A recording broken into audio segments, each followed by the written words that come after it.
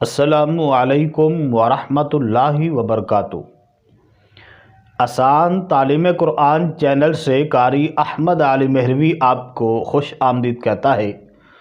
معزز ناظرین، اگر کسی بھی کھانے یا پینے کی چیز میں بلی منہ ڈال دے، جیسے گوشت ہے، دودھ ہے، سالن ہے، یا کوئی بھی کھانے یا پینے کی چیز میں بلی منہ ڈال دے تو اس چیز کو کھانا یا پینا جائز ہے یا نہیں ہے؟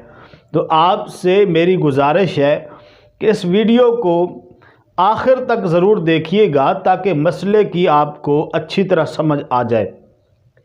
اور اس پر بات کرنے سے پہلے آپ سے ایک گزارش ہے، کوئی بھی مذہبی چینل ہو اس کو آپ ان کے کہنے کے بغیر ہی سبسکرائب کر دیا کریں، ویڈیو کو لائک کر دیا کریں اور کوشش کیا کریں کہ ویڈیو کو آگے بھی شیئر کیا کریں۔ تو آئیے مسئلے کی طرف چلتے ہیں۔ حوالے کے ساتھ بات کروں گا تاکہ کوئی شکوک و شبہات نہ رہیں۔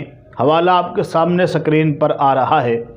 تو معزز ناظرین، بلی کا جوٹھا مکروہ ہے، یعنی ناپسندیدہ ہے، حرام نہیں ہے۔ اگر کسی چیز میں بلی منہ ڈال دیتی ہے تو وہ چیز مکروہ ہے۔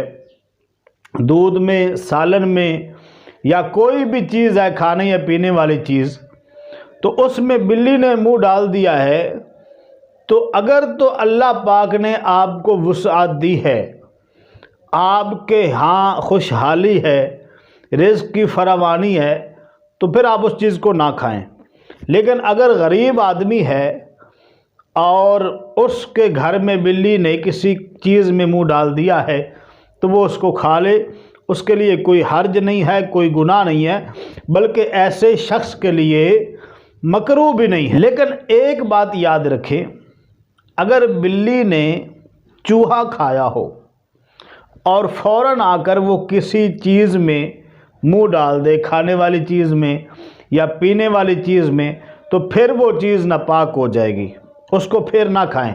لیکن اگر کچھ وقت گزر چکا ہے اور بلی نے اپنا منہ وغیرہ صاف کر لیا ہے اور اس کے بعد اس نے کسی چیز میں منہ ڈالا ہے تو اب وہ چیز ناپاک نہیں ہوگی بلکہ وہ مکروہ ہی رہے گی، جیسے میں نے مسئلہ اوپر بیان کر دیا ہے۔